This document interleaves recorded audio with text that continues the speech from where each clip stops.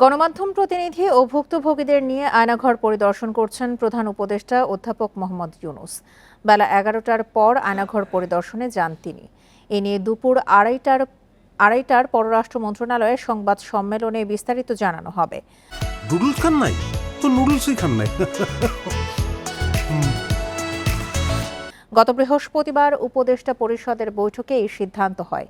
এর আগে ১৯ জানুয়ারি প্রধান উপদেষ্টার প্রেস উইং জানায়, গুম সংক্রান্ত তদন্ত কমিশন প্রধান উপদেষ্টার সাথে একটি বৈঠক করেছে। সে বৈঠকে প্রধান উপদেষ্টাকে গুমের ঘটনায় তদন্তের অগ্রগতি সম্পর্কে জানানো হয়। আর তখন বন্দীদের সেখানে রাখা হতো, তা জয়েন্ট ইন্টারোগেশন সেল বা আয়নাঘর নামে পরিচিত। কমিশনের সদস্যদের আহ্বানেরই সেসব স্থাপনা পরিদর্শনে যাচ্ছেন অন্তর্বর্তী সরকার প্রধান।